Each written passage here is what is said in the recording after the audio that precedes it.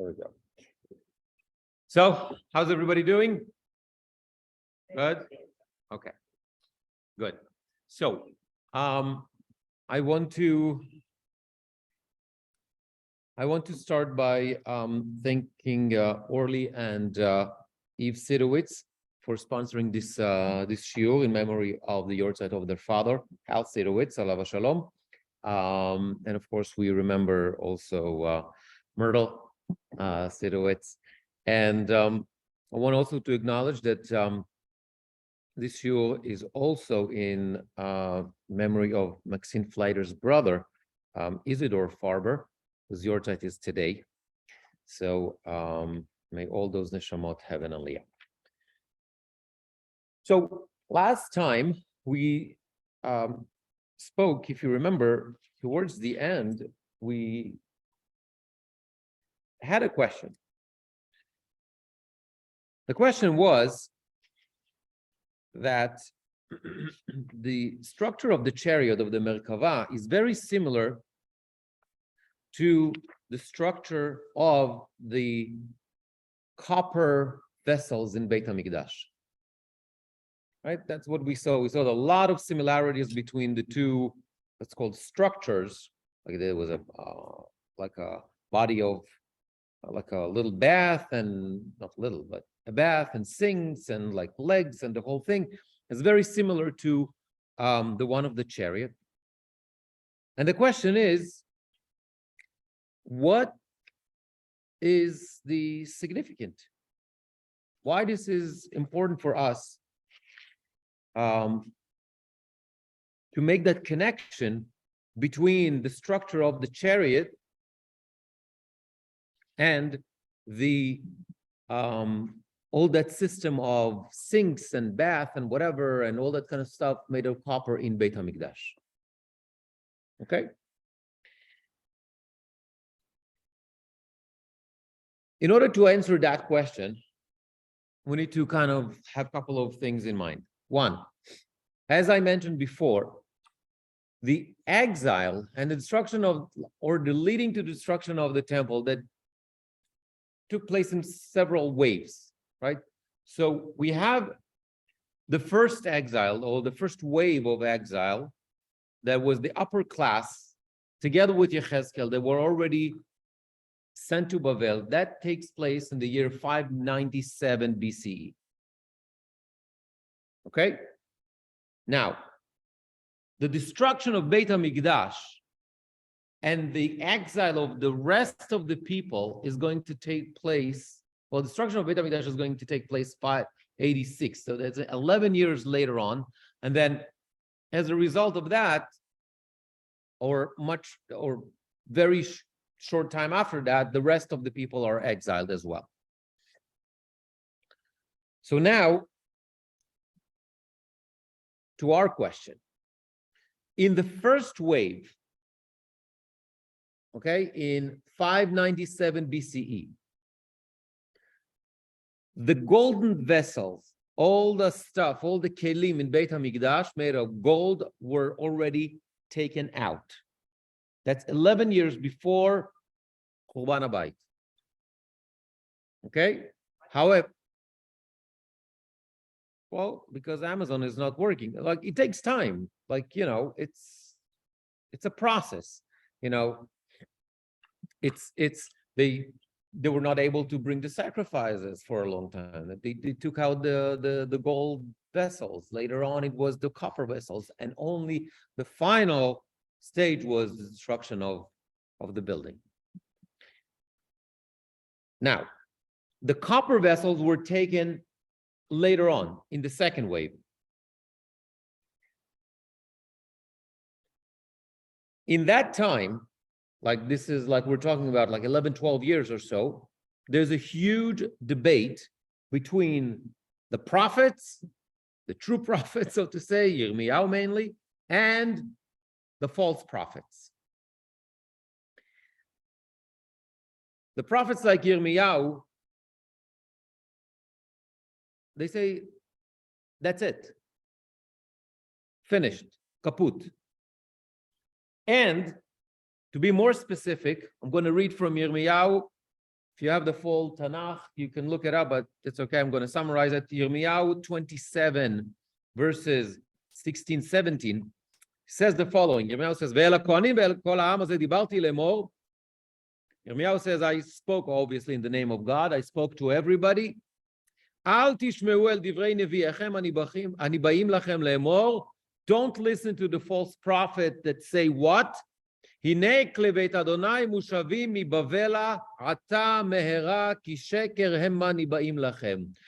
listen to those false prophets, because those false prophets, what do they say? They say that the golden vessels are coming back to Yerushalayim, coming back to the Beit HaMikdash. Don't listen to them. Al tishmeu lahem, ivdu et melech Bavel, live under the regime of the Babylonians. That's the decree. Vichyu, and live. That's it. Deal with the punishment. Lama tihiyeh ha'ir hazot chorba. Why do you want to decimate, to cause this city to be completely destroyed? Got to understand. Yes, Beit HaMikdash is no longer functioning, but there's still some stuff there, and there's absolutely no reason, so to say, Yirmiyahu says, to destroy the city. It's one thing, Beit HaMikdash is not going to be there. Fine, I get it. But that's a religious problem. Destroying the city, that means thousands of people are going to die. There's no reason to do it. There's no reason for the situation to escalate to that point. But what's interesting, he says that the false prophets, they promise that the golden vessels are coming back.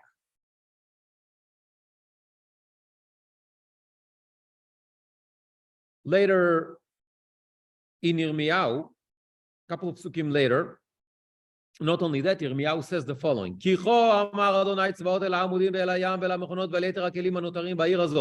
But God says, what happens with all the rest of the vessels, like the copper ones and all that stuff, what's going to happen with them? Bavela yuvau veshama yihiyu ad yom pokdi otam neum Adonai v'ha'alitim v'ashivotim el hamakom hazeh. They're going to go to Bavel also. All the rest of the stuff is going to go to Bavel as well.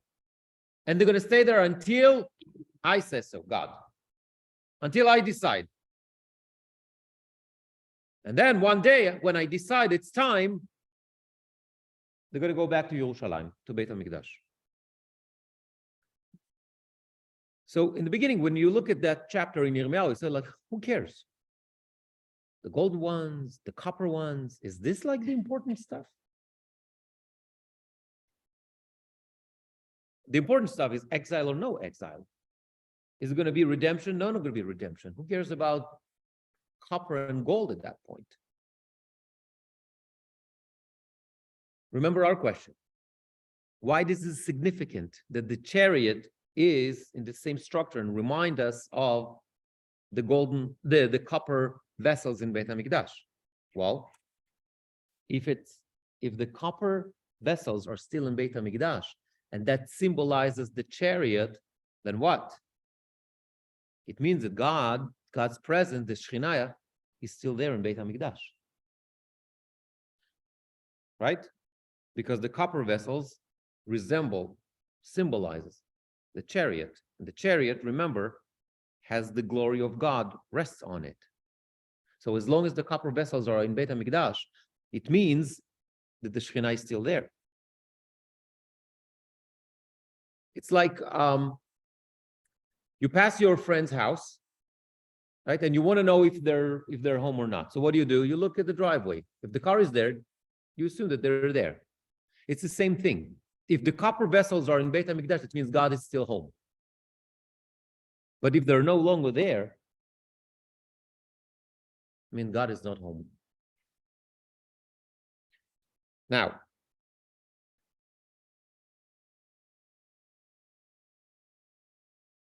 so let's be clear. The vessels made out of gold are much more important than the ones made out of copper. However, the one of copper represents the Shekhinah. Okay. Now, if that's the case, and we mentioned Yirmiyahu, we can look at something that is fascinating. There's a connection between the prophecies of Yirmiyahu and Yechezkel. So as I said, during that time, meaning from the first wave until the destruction of the Beit HaMikdash, so there's 11 years, and during that time, there are debates between the prophets like Yirmiyahu and Michayahu, we're going to talk about him in a second, and the false prophets. Now, Yirmiyahu is the one that has most of that interaction with the false prophets. And we read in Yirmiyahu chapter 28. It's a fascinating thing. His main argument is with a false prophet by the name of Hananiah ben Azur. Okay? Hananiah ben Azur. And he says the following. This is important date to remember. The 4th year, the 5th month. Okay, Yirmiyahu says, אמר אלי חנניה בן עזור הנביא אשר מגבעון בית אדוני לעיני הכהנים וכל העם לאמור. Hananiah ben Azur, the prophet, or so to say, the prophet, said to me in front of everybody the following.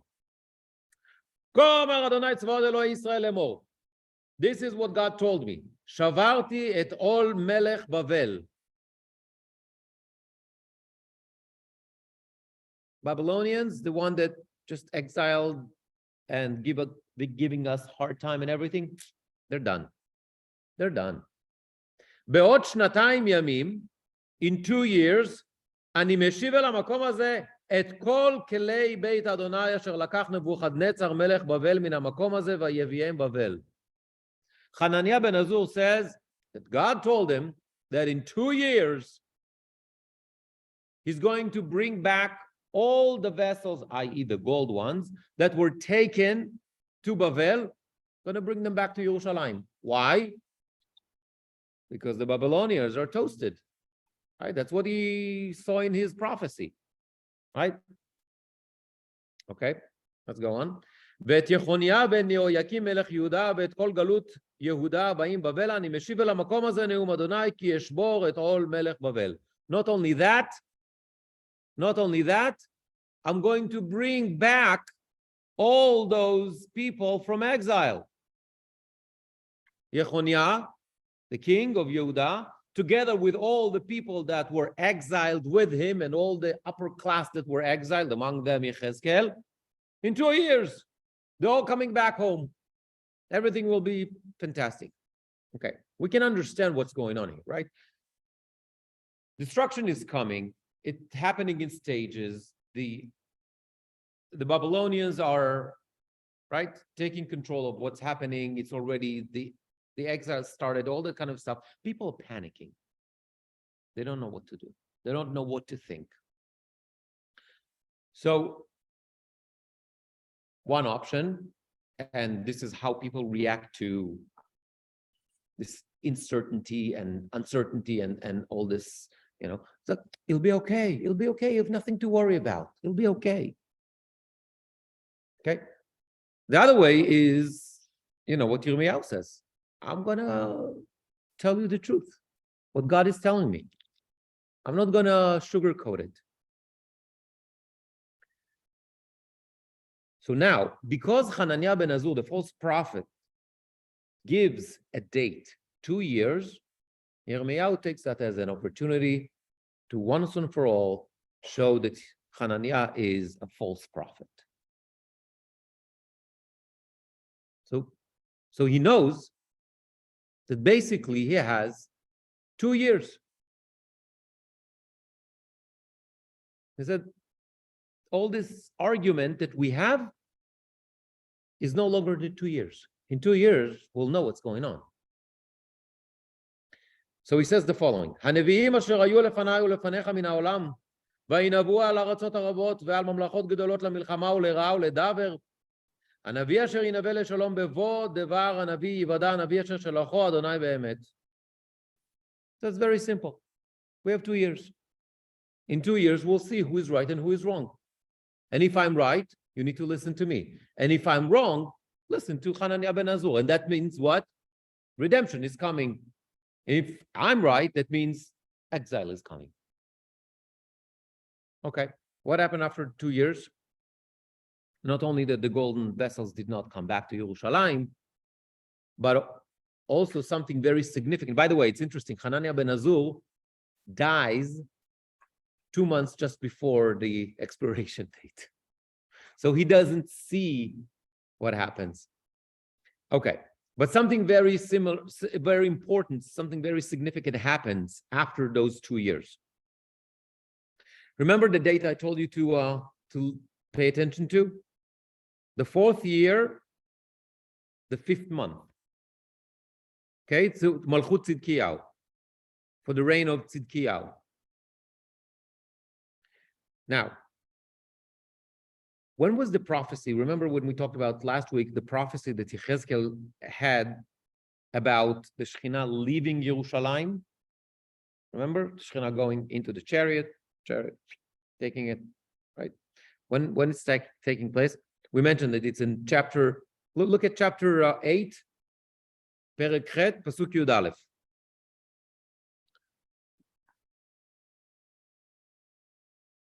Chapter 8, verse 11. It says the following.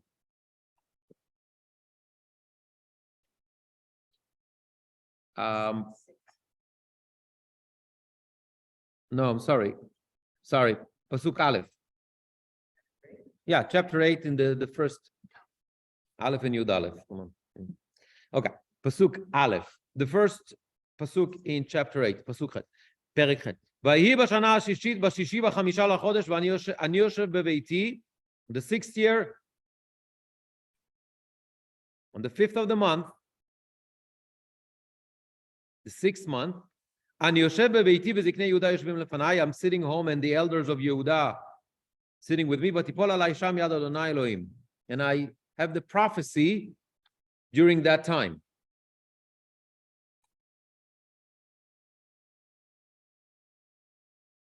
Anyone wants the connection already? Boom. It's 2 years. It's exactly the 2 years. It's exactly the time that Yirmiyahu says. In 2 years, we'll know what's happening. Hananiah said, right. But Yirmiyahu is taking it, right. So that was in the 4th year. Now it's 2 years. So this is exactly 2 years after. So not only 2 years after what Hananiah says, we'd learn A, that he was a false prophet. We know it for sure. Golden vessels are not back in the temple. Not only that, we have the prophecy of Yechezkel that prophesizes that what? The glory of Hashem is leaving Beit HaMikdash. The chariot is leaving. If the Shekhinah is leaving, that's it. If the Shekhinah is leaving Beit HaMikdash, that means it's a lost battle. That's it. There's nothing. It's done. Yeah, it's going to take a while. It's going to take 5 more years until the complete destruction, but that's it. It's done. Yes.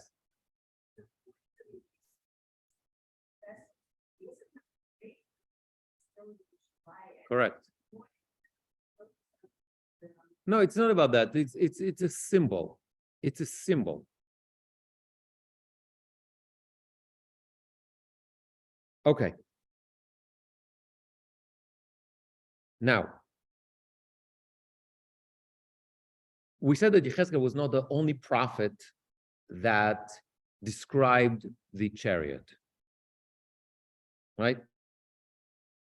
That means, and if that symbolism of the chariot is being somehow manifested in the copper vessels, it means that people were aware of that. There was something that not only Yechezkel knew.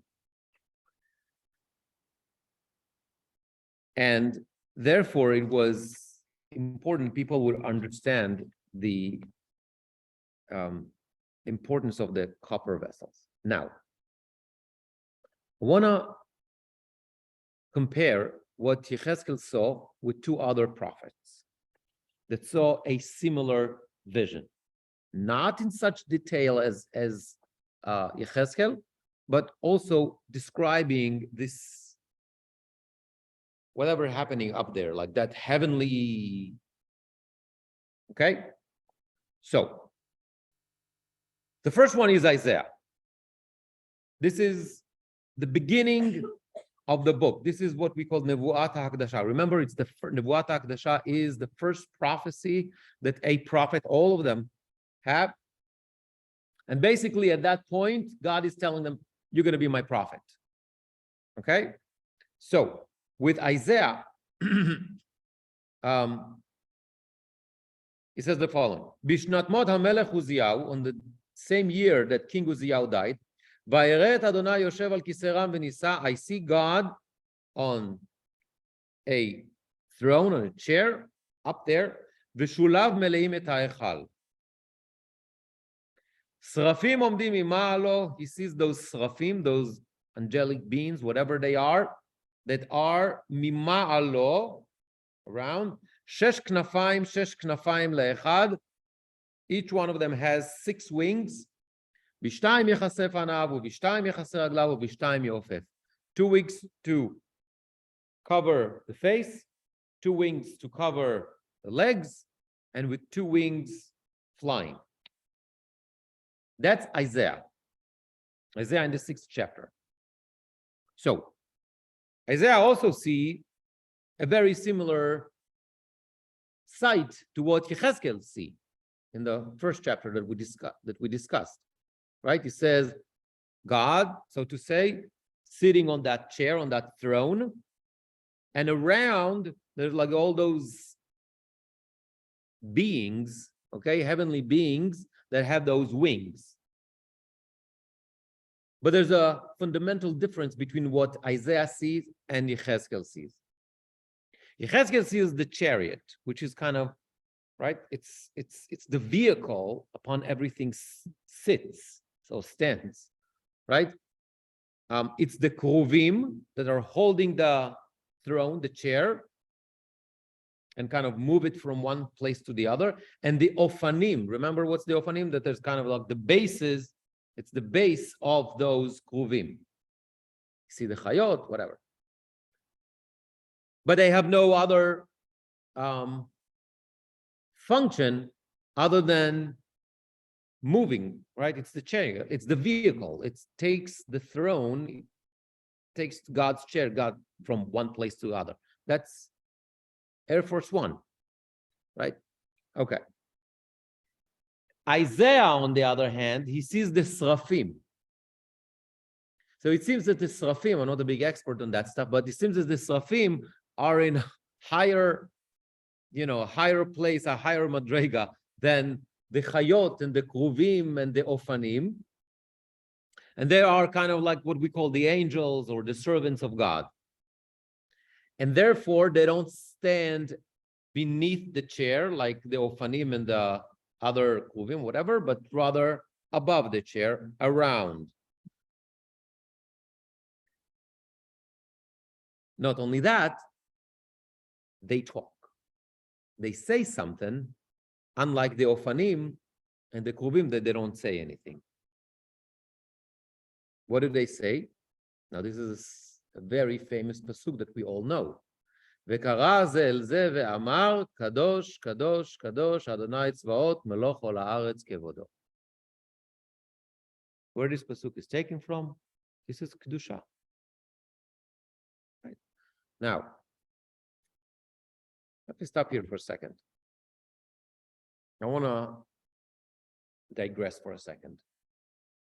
We say kedusha all the time. What is kedusha? I mean, it's that. How many times we say kedusha in a day? What? 3? Okay. Any other number? Twice? Yeah, it's a kedusha. Okay, it's 4 actually. We have 4, right? The first kedusha that we say is in the Yotzer, meaning right after Baruch Hu, before the Shema, right? Between the Baruch Hu and the Shema, we have two blessings. One talks about, let's call it nature, world, the luminaries, all that kind of stuff. So we go from the macro, the world, into the more personal relationship that we have with God, which is the Torah. Ahava Rabbah, it's the second blessing, right? So we go from this, from the whole universe, God, right? The God of the universe, God of nature, into the God of specific or special relationship has with us. That's the Torah. That's Ahava Rabbah. By the way, that's the same structure both in Mariv and in Shachrit, right? Even the text is a little bit different, but it's the same theme that leads us into the Shema. Because once you recognize God as God of the universe, you recognize not only God of the universe, he's my God, and I have special relationship with him. That's the Torah. Then the only thing that you can do, or that logic that makes sense, is to accept the yoke of heaven, which is the Shema. Okay, so that's the kind of theoretical progress that we're going there. Okay, and then, so that's part of the sandwich, right? We have, I call it the Shema sandwich. We have the Shema in the middle, we have the two blessings before, and then we have one blessing after, which is the blessing of redemption. Because after you accepted God and God's sovereignty, what you do is you go through the history and you say thank you.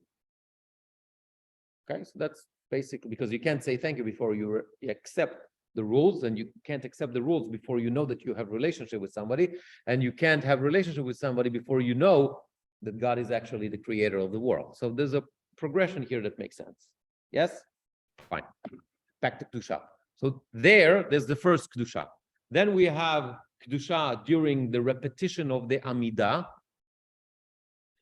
Right? In the Shmona Esrei, after the second bracha, after Mechayeh HaMetim, we say Kedusha. Okay? So that happens both in Shacharit and Mincha. And then we have a third Kedusha that happens actually towards the end of Shacharit in what we call Kedusha de Sidra. Kedusha de Sidra is the last part of the Tefillah, starts with Ashrei, going into Uva Letzion, right, which is a basically collection of verses, and the functionality of that section is what? Is basically Torah study. Because when you look at the whole, what we call the service, the Tefillah, you have different units. And the rabbis wanted to make sure when they put this all together, they want to make sure that we're hitting, we check all the boxes. So one box is Torah study. We're going to have that there. We're going to have the accepting the yoke of heaven. That's the Shema. Okay, boom, there. We have sections that's called praise, the Psukei de Zimra. Boom, it's there before, right? The Tefillah itself, when we talk about the heart or the nucleus of the Tefillah, it's the Amidah. So the rabbis call She'elat Tzrachim. Ask for requests. Ask for what you need from God. So it's all framed in this thing, long thing. Sometimes the Chazan even drags it even more. That's called the service. Okay? But the idea is that these are different functionalities in that thing that we call tefillah, like Torah study, like praise, right? Or the Shema. So theoretically, these are all independent components. And in some radical cases, we can separate them. Okay, now we're going into the history and structure of tefillah, which is a little bit too far from where I want to go. Back to Kedusha. So we have the Kedusha in the Yotzer, the first bracha before the Shema. We have two Kedushot, one in Shacharit and one in Mincha during the repetition of the Amidah, and we have one Kedusha towards the end of the Tefillah in Uva Letzion, Kedusha de Sidra it's called. Why we have a Kedusha over there? For historic reasons. What's the story? During the time of persecution, when they were not allowed to recite Kedusha, because what is Kedusha? What is Kedusha? By the way, we call we use that definition of davar shebi kedusha. Something that requires kedusha refers to what? A minyan. Right? So certain tefillot we cannot recite without a minyan. Kaddish, kedusha. By the way, it's the same root. Right? Kedusha, kaddish, baruch hu. Right? That requires a minyan. Why? Why? Anyone? No?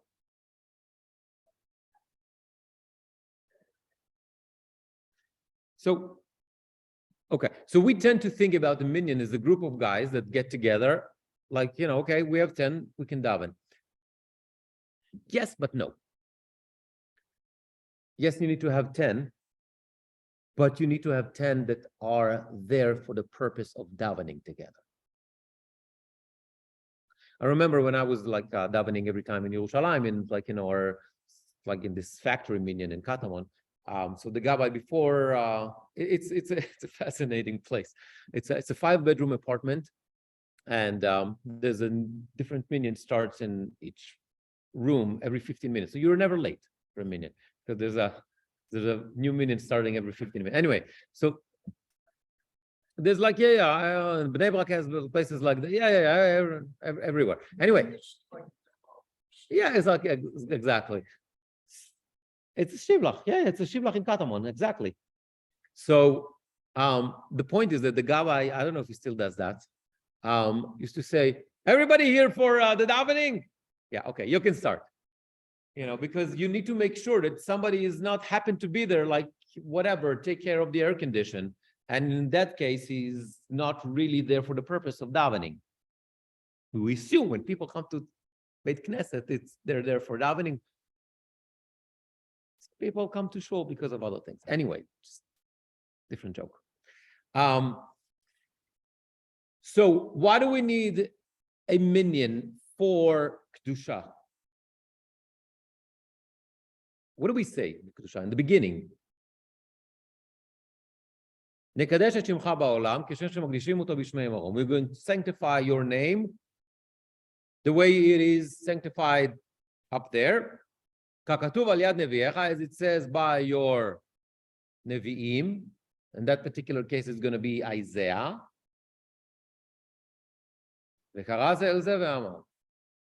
And they called to each other this, hey, that sounds familiar. That's the pasuk we just quoted from Isaiah. And what we say, Kadosh, Kadosh, Kadosh, Hashem tzvaot melech haaretz kvodo. So what is the structure of every Kedusha? We have the pasuk from Isaiah. We're going to have the pasuk from Yechezkel. Baruch kvod Adonai mimkomo. Right? We saw that pasuk last week. It's from the 3rd chapter. We're going to talk about it in a minute. And then in the Kedusha that comes during the repetition of the Amidah, we have a 3rd pasuk from Tehillim. Yimloch Hashem leolam Elohai chtzino dor v'dor, hallelujah. So the structure of every Kedusha has those 2 important psukim, one from Isaiah, one from Yechezkel. The ones that we have during the repetition of the Amidah are going to have a 3rd pasuk, the one from Tehillim, Yimloch Hashem leolam. In a second, we're going to understand why. And basically, all the rest is fluid. Why? So we have an invitation. Nekadesh et shimcha ba'olam. Or on Shabbat and Chagim, we say in Musaf, Na'aritzcha v'nakdishcha. Or this Farnim, they say, Keter yitnu lecha Hashem Elokeinu. In either way, doesn't matter. They all have the same idea, the same principle, of which is an intro, an invitation for Kedusha. Why? Because we need the minyan. So we're going to make sure that everybody tune. Be here, not only physically, but also mentally, because without you, we can't really recite that Kedusha. We need the minyan. Yes, makes sense? So this is why we have that intro. Then we have the pasuk from Isaiah. Then we have a connector. So usually during the week or whatever, it's like Leumatam, Baruch Yomeru. It's like just a simple connector that is going to make sense grammatically. On Shabbat and holidays, where we have a little bit more time, then we have a poem. Remember in Musaf, what do we say? So the pasuk ends, Meloch ol haaretz kevodo. How does it start the kvodo maleh olam? Right? So this is a poetic thing that's going to give us background or explanation, or going to expand on that pasuk that we just said. Kvodo maleh olam, his glory fills the world. Oh, yeah, well, that's what Isaiah said. V'shulav mele'im et ha'echal. His glory fills the whole space. Kvodo maleh olam. What's the space of God? The whole world. So his glory feels. Make sense? Do you understand what's happening? Meshartav sho'alim ze lazeh. His servants, they talk to each other and they said, Ayem ekom kvodo. Where is the God's glory?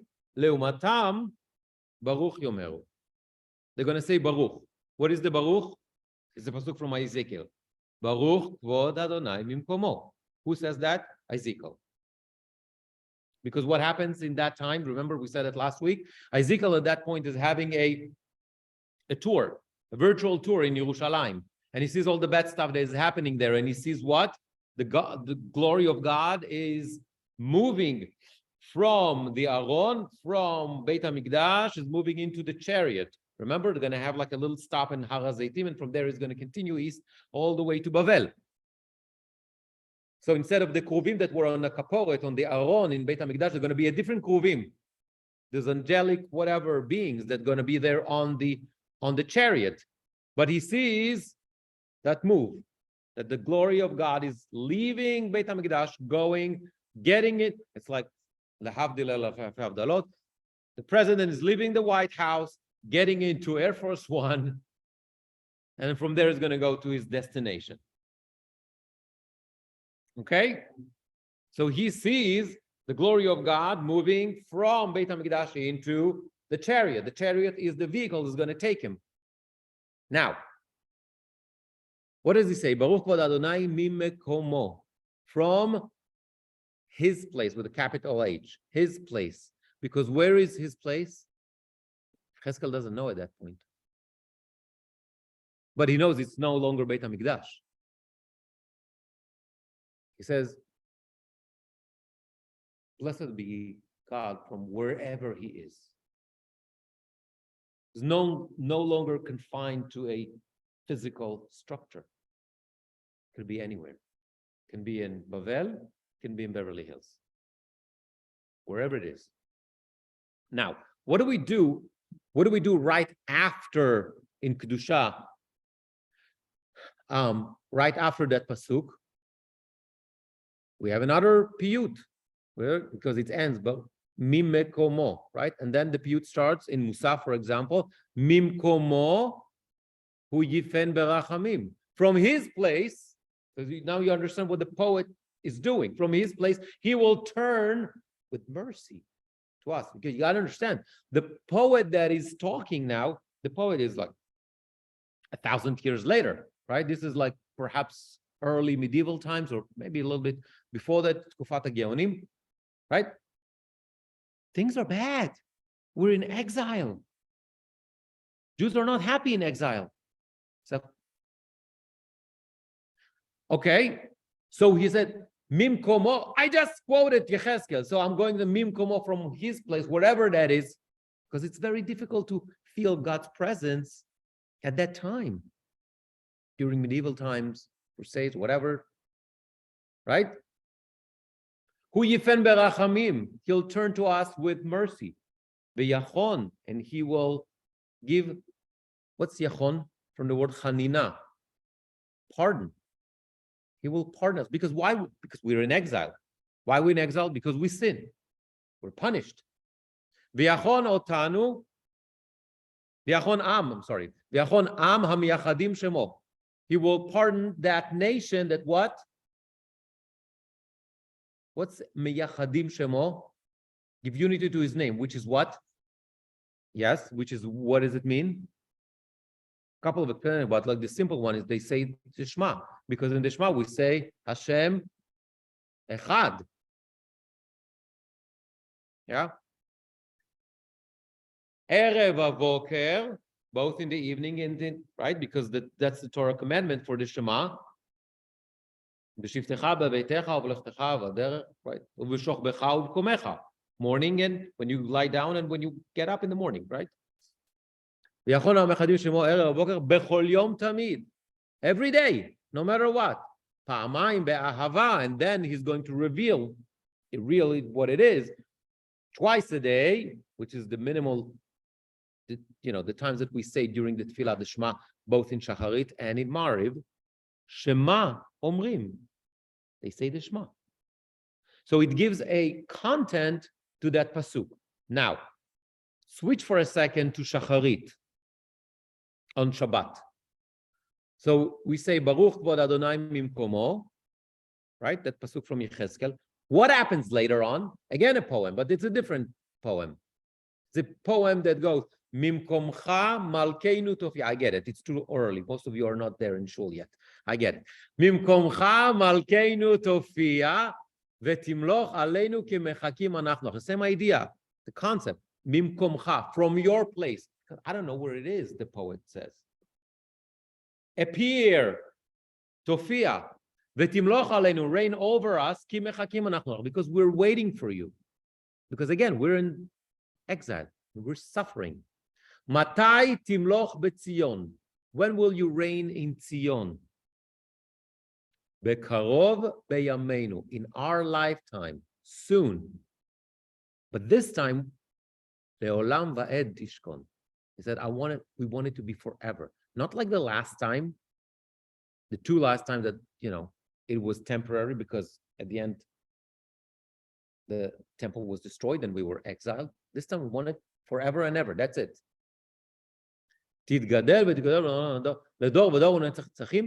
So now you understand what is going on here. The poet, he needs to connect what? The pasuk from Yechezkel with the pasuk of Al Yedei David Meshiach Tzidkecha. This is how the song ends, right?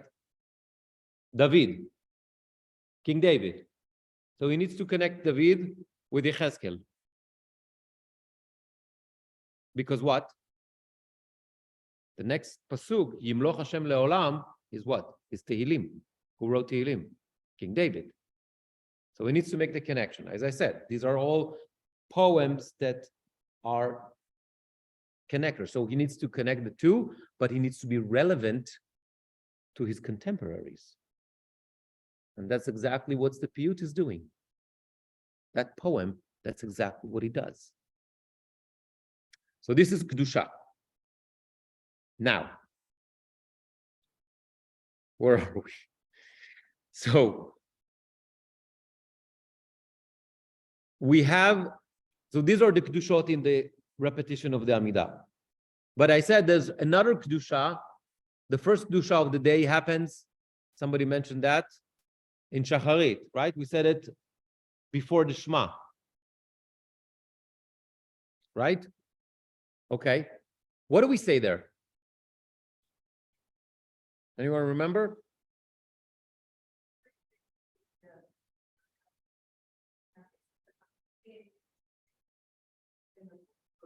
Right. את שם האל המלך הגדול הגיבור ונורא הקדוש הוא וכולם מקבלים עליהם עול מלכות שמיים זה מזה ונותנים רשות זה לזה להקדיש ליוצרם בנחת רוח בשפה ברורה ובנעימה קדושה כולם כאחד עונים ואומרים ביראה קדוש קדוש קדוש etc etc etc. So over there, what do? We quote, we describe what's happening up there. Why do we do it over there? Well, that's based on a very famous midrash that appears in what we call Safrut HaEchalot. Safrut HaEchalot, or the Hechalot liturgy, which is part of Jewish mysticism, part of Kabbalah. There's a midrash over there of Rabbi Akiva. Rabbi Akiva gives a description of what's happening there based on Yechezkel and Isaiah. And he says that when do they do that? In the morning, around the time of Baruch Hu. As because of that, that was the inspiration for the composition of this tefillah, and this is why we have a description of those angelic beings And what we know about them is what Isaiah tells us, that they say to each other, Kadosh, Kadosh, Kadosh. So in the Shacharit, in the Tefillah over there, in the Yotzer, in the Bracha, what do? We describe what's happening there. Later on, what's happening in the Amidah, in the repetition of the Amidah, is we mimic what's happening there. This is why, by the way, we go on our toes. Because why? Because the angels, what do? They hover. They're able to hover in the place. So they're like, we can't do that. We don't have wings. But this idea of going on your toes in your place, supposed to be like supposed to mimic what the angels do. If it's good enough for them, then it's good enough for us. That's basically what the rabbi said. Okay?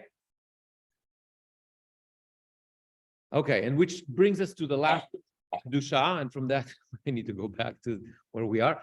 The last Kedusha, which is in Kedusha de Sidra, or Kedusha de Meyushal, whatever. Kedusha de Sidra is, I said, these are historic, for historic reasons, and the time that they were not allowed to come to the shul and daven. Actually, they're not allowed to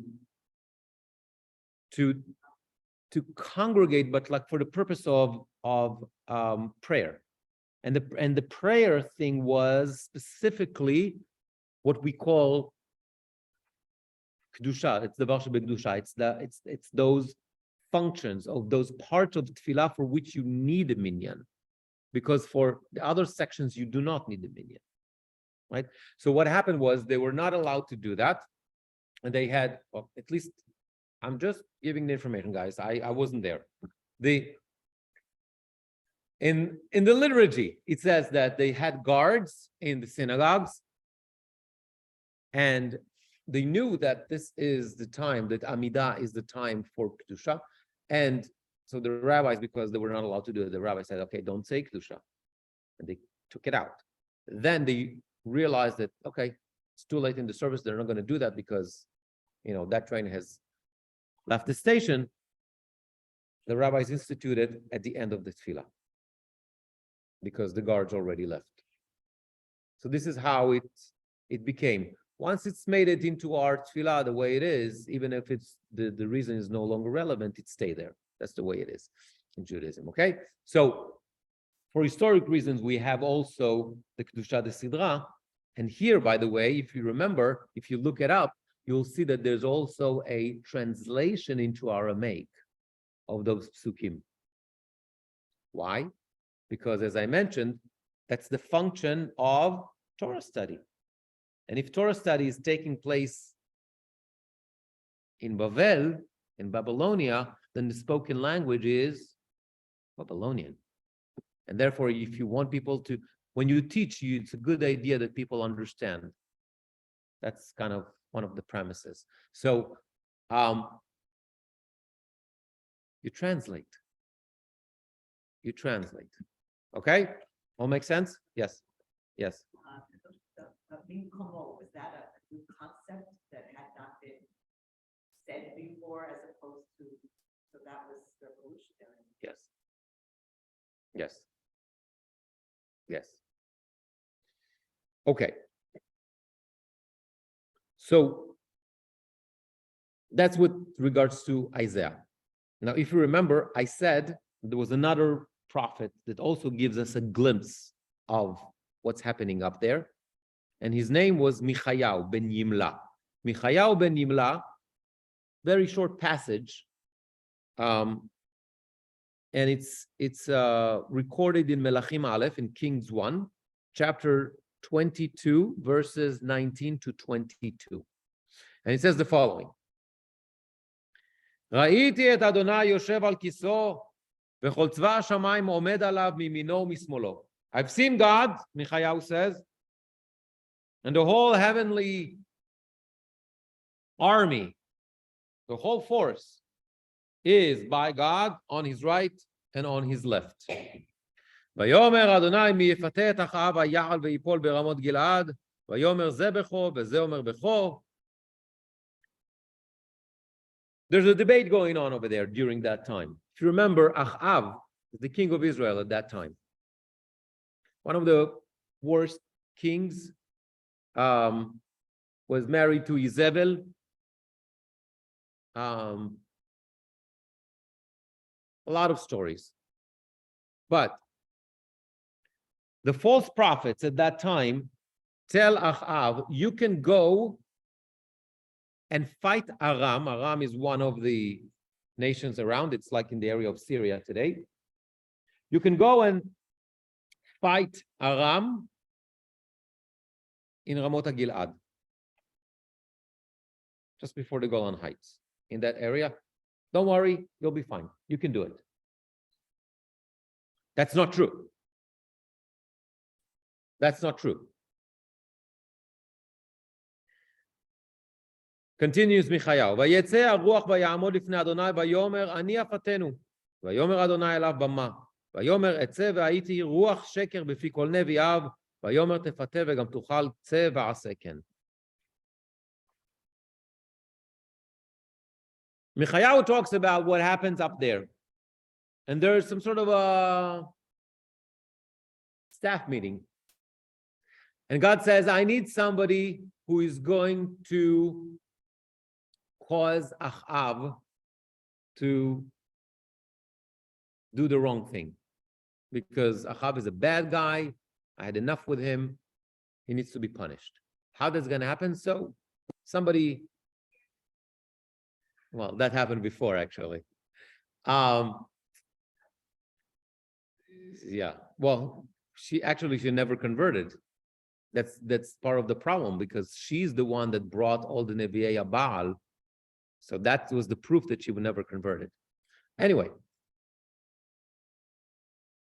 And basically the story goes that they seduce, so the spirits seduce Achav to go into that battle. How? Through those false prophets. So basically, there's a kind of a trick that's happening, right? God says, okay, I need to get rid of this guy. He's actually going to die. Achav is going to die in that battle. I need to get rid of him. How that's going to happen? It's going to happen because a group of prophets, false prophets, are going to tell him, you can do it. And that's wrong. They're going to feed him false information. Obviously, God is behind that. But for our purposes, what's important is that Michayahu, that is the true prophet that described that thing, says that he sees God and his entourage on his right and his left. Again, it's not underneath the chair, like what Yechezkel describes, but it's on the right and on the left. And there's like this sort of communication, dialogue going on between God and his angels in a very similar way that is Isaiah is describing. So just to summarize that point, there's a difference. It seems that there's a difference between the seraphim that Isaiah sees. Let me rephrase. There's similarities. It seems that the seraphim that Isaiah is talking about are the tzva hashamayim, that's God's entourage that Michayahu is describing. It's the same thing. These are the same beings, it seems, because they're both on the sides of God. And that's what we generally call angels. Okay? And these are different than what Yechezkel is describing, which are, the chayot, the kruvim, and the ofanim. These are kind of like a lower madrega of angelic beings which are the ones that Yechezkel is describing. Okay? That's Perek Aleph. I want to go into a little bit of, basically we're going to do Perek Bet and Perek Gimel together, and it seems that it's almost 12, so we're going to do most of it already next week, but just a little bit of the structure of that. So these two chapters are very, very important. So just to put in context, Yechezkel sees the chariot but nobody's talking to him. So he has no idea what's going on. He doesn't even know that he's going to be a prophet at this point. Right? That's the first part of what we call Nebuat HaKdashah, the first prophecy, the first vision. The second part, which is going to happen in Perek Bet, God is going to start talking to him. Okay? And here we have two units, very clear 2 units. The first one is from the beginning of chapter 2 until the middle of chapter 3, okay, verse 15, I'm sorry. And the second unit is from verse 16 on chapter 3 till the end of the chapter. And that unit is taking place a week later. Okay?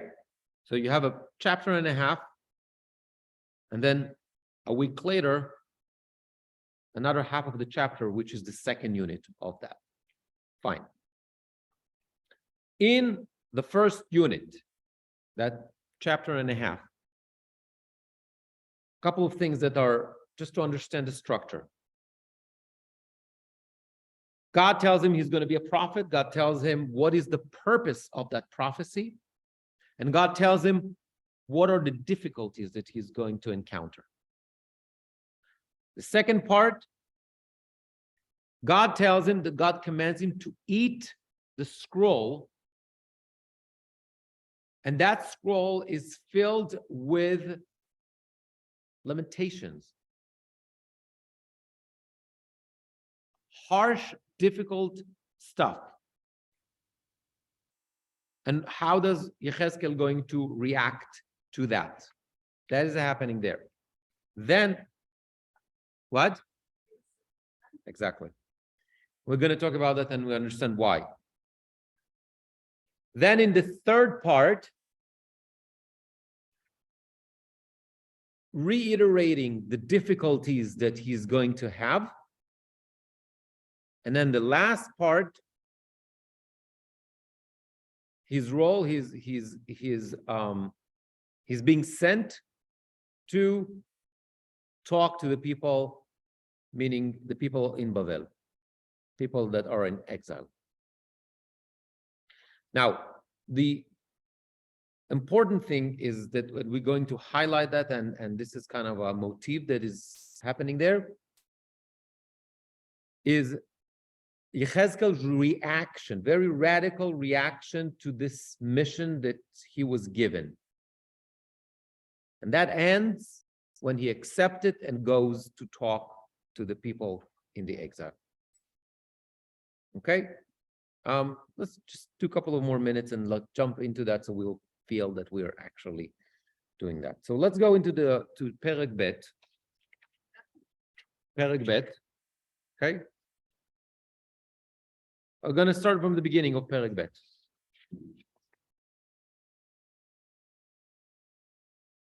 Perek Bet.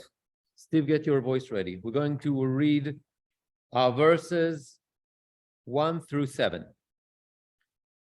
ויאמר אלי, בן אדם, עמוד על רגליך ואדבר אותך, ותבוא ברוח כאשר דיבר אלי, ותעמידני על רגלי ואשמע את מדבר אלי. ויאמר אלי, בן אדם, שולח אני אותך על בני ישראל, גויים המורדים אשר מרדו בי, המה ואבותם פשו בי עד עצם היום הזה. והבנים כשפנים וחזקי לב, אני שולח אותך עליהם, ואמרת עליהם, כה אמר אדוני אלוהים, והמה אם ישמעו ואם יחדלו, כי בית מרי המה, וידעו כי נביא היה בתוכם. ואתה בן אדם, אל תירא מהם ומדבריהם, אל תירא, כי סרבים וסלונים אותך, ולעקרבים אתה יושב, מדבריהם אל תירא ומפניהם אל תחת, כי בית מרי אתה,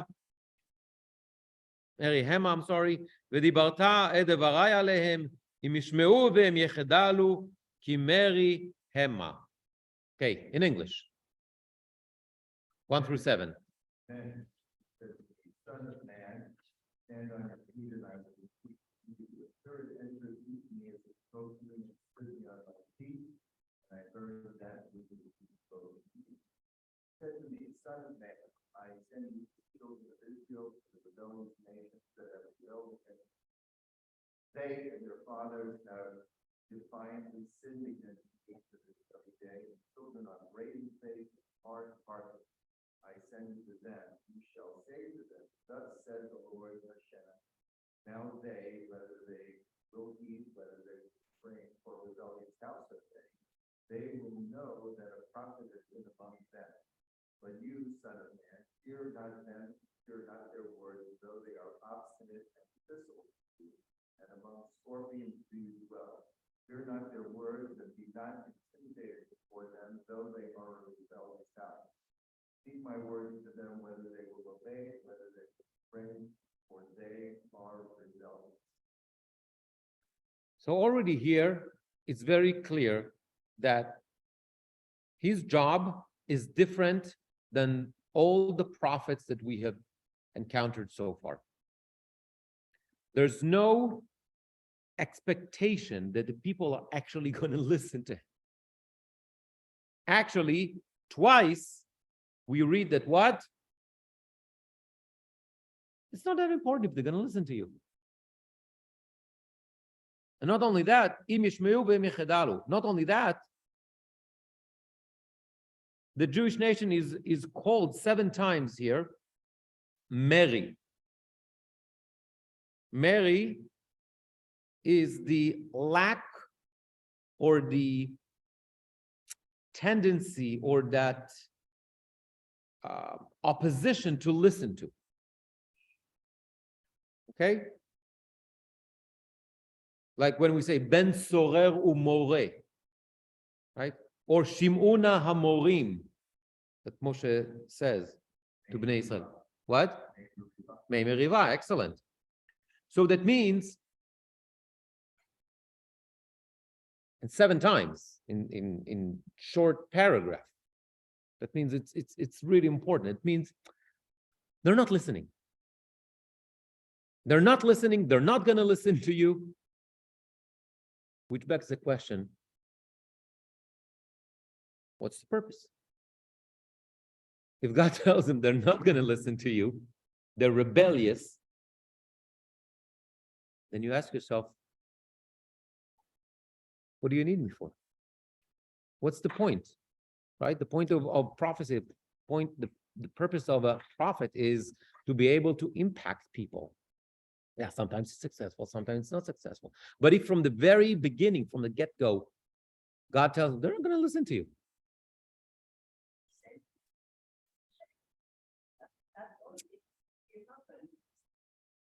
Pharaoh, correct. But here there was a process with Pharaoh because there was an educational process that's going to lead into something, right? The question is, what is God trying to do here? Why does Yechezkel need to prophesize and take that job, actually, if from the very beginning God tells him they're not going to listen to you? He's setting up an excuse for anger, exile. He's already in exile. No, but he's setting up an excuse for exile. No, it's already, that's already done. That's already done. God already made that decision. That this is God's will. You're onto something. We'll discover next week. Okay. Thanks, everybody. Next, wait.